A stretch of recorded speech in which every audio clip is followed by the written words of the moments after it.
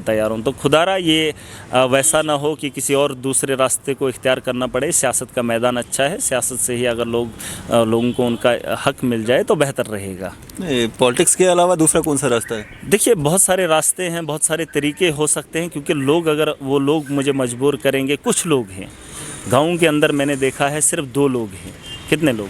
2 लोग जो आवाम को परेशान, पूरे गाँव को परेशान कर रहे हैं। इस बार जो है पूरा गाँव एक हो जाएगा और उन 2 को धकेलने का काम शुरू करेगा। आप देख रहे हैं न्यूज़ शहर इंडिया और मैं हूं अरफाज अहमद एंग।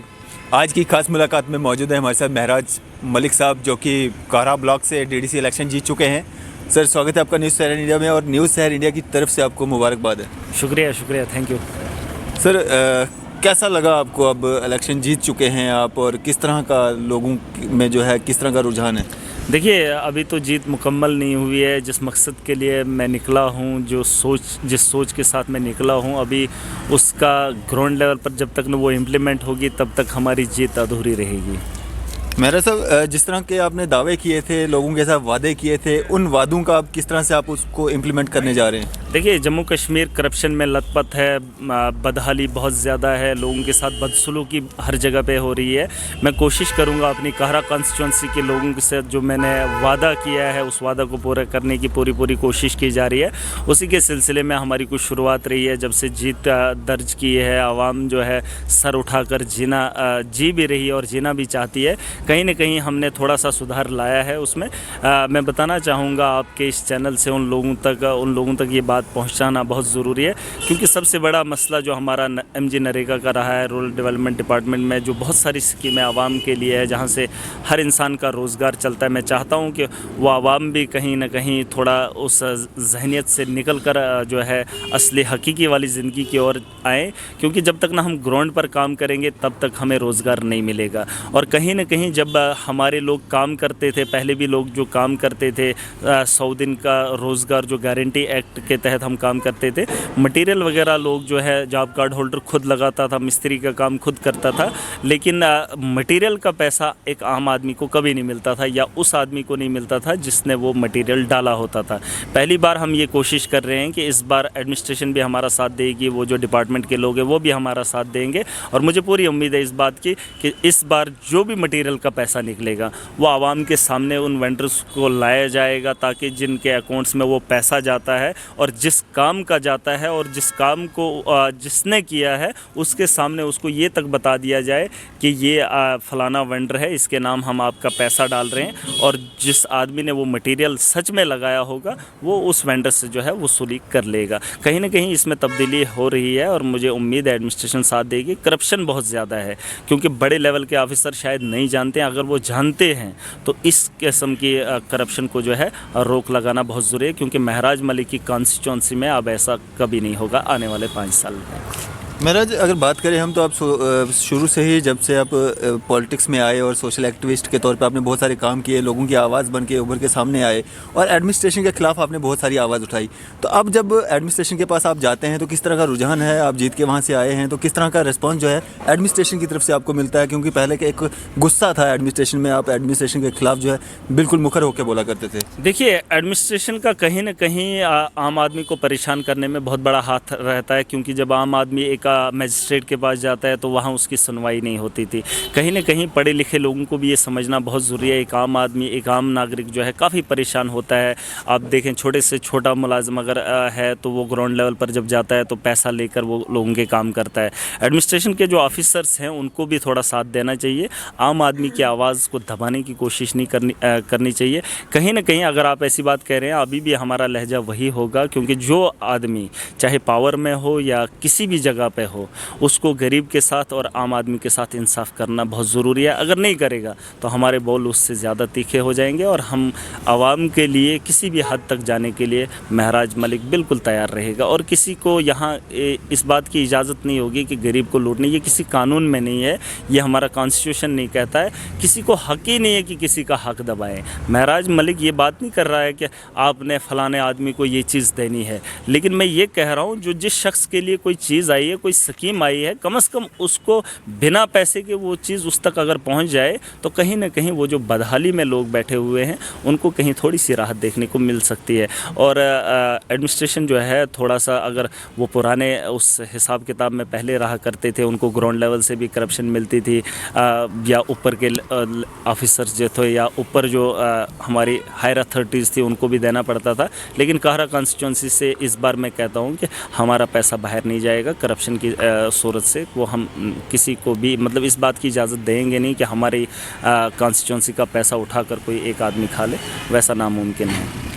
कैसे रोक लगा पाएंगे आप देखिए, जहाँ पे इस तरह की गतिविधियाँ जो सदियों से चलती आ रही हैं? इसमें महराज मलिक ने हलफ भी लिया है, मैंने अकेले हलफ नहीं लिया, मैंने आवाम के साथ हलफ लिया है। और हमने उस हलफ में एक चीज़ बताई है कि हम न किसी को रिश्वत देंगे न लेंगे, और जो अगर कोई ऑफिसर या कोई एम्प्लॉय किसी भी शख्स से रिश्वत मांगता है तो मैं उन लोगों को ये बताना चाहूँगा, खाली आप एक वीडियो या ऑडियो मैसेज अगर बनता है वो लोग मुझ तक पहुंचाएंगे, उससे हिसाब किताब महराज मलिक खुद करेगा।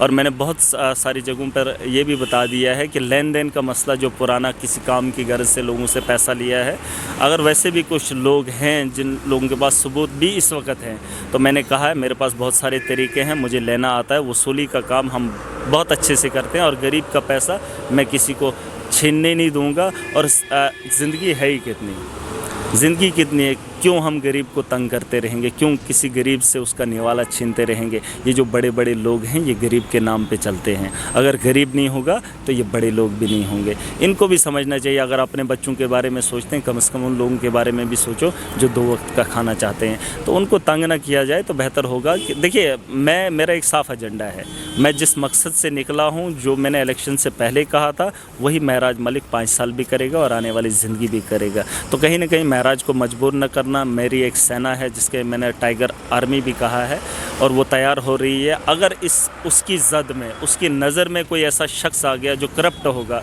जिसने गरीब को मजबूर किया, तो कहीं ना कहीं उन लोगों को फिर जो है जवाब देना पड़ेगा और बहुत जल्द देना पड़ेगा। महराज, इलेक्शन जीतने के बाद आप किन किन ऑफिस में गए लोगों के काम के लिए, और किस तरह का रवैया जो है उन ऑफिसर्स का आपके प्रति रहा? देखिए, फ़िलहाल तो जितने लोगों से, जितने डिपार्टमेंट से मैंने बात की और नॉर्मल बात की, मैंने उनको बताया कि आपका काम क्या है और हमारा काम क्या है। वो सिलेक्टेड हैं, महराज मलिक इलेक्टेड है, दोनों का काम एक ही है, हमने आवाम के काम करने। हम दोनों नौकर हैं, चाहे इलेक्टेड है या सिलेक्टेड है, नौकर तो दोनों हैं, दोनों ने आवाम के काम करने हैं। अगर हम दोनों लूटने का काम करेंगे तो फिर डिक्टेटर शिप मानी जाएगी। तो कहीं ना कहीं वो जो पुराना वाला वक्त था उसको ख़त्म करना बहुत ज़रूरी है। और मुझे काफ़ी उम्मीदें हैं, चाहे मैं ब्लॉक की बात करूं या मैं तहसील की बात करूं या फिर फूड एंड सप्लाई की बात करूं। मैं 2-4 जगहों पे मीटिंग करके आया हूं, मैंने उनको बता दिया है जो उनका काम है, जो कानून, जिस कानून के तहत वो लगे हैं और जो आइन में उनको काम सौंपा गया है उसको करने की बात मैंने की है। मैंने कुछ उसमें ज़्यादा एडिशन नहीं डाला है कि कुछ मेरे लोग हैं उनको आपने ऐसा करना है। मैंने साफ कह दिया है कि मेरा शख्स कोई नहीं है, मेरा रिश्तेदार कोई नहीं है, ना मैं किसी की तरफदारी करूँगा। हाँ, जालिम कोई भी हो महराज उसके ख़िलाफ़ है, मज़लूम कोई भी है महराज उसका साथ देगा। इसमें किसी को शक नहीं होना चाहिए, चाहे मेरा वोटर है या नहीं है, क्योंकि जितने लोग हैं, चाहे मेरी जहाँ तक पहुँच हो सकती है, मैं मज़लूम और गरीब की आवाज़ उठाता रहूँगा और इंशाल्लाह आगे ऐसे चलते रहेंगे। महराज, लोगों में एक आशंका ये है कि महराज जो है पॉलिटिक्स की एक नई जो एक दिशा तय करने जा रहे हैं, और इन फ्यूचर क्या करने जा रहे हैं आप? अगर असेंबली होती है उसमें, असेंबली इलेक्शंस में हिस्सा लेने जाएंगे? देखिए, ये तो वक्त ही तय करेगा कि मुझे किस ओर जाना चाहिए, लेकिन फ़िलहाल जो सपना तो देखा होगा ना कि मैं क्या करना चाहता हूँ, स्टेट लेवल तक असेंबली कुछ। हाँ, देखिए, सपने की बात नहीं है, मेरा कोई ज़ाती सपना नहीं, मेरा सपना यही है, मेरा ख्वाब यही है कि जो मज़लूम हैं, जिनको आज तक लूटा गया, कम से कम वो उस गुलामी की ज़ंजीरों से आज़ाद हो जाएं।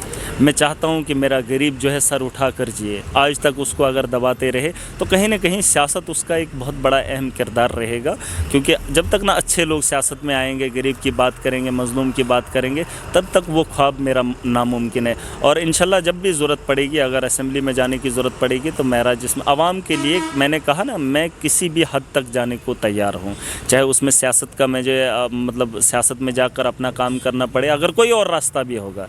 देखिए, अगर ये लोग नहीं मानेंगे, कहीं ना कहीं मतलब इन लोगों को रोकने के लिए महराज ने कहा ना, मैंने ज़िंदगी दान में दी है।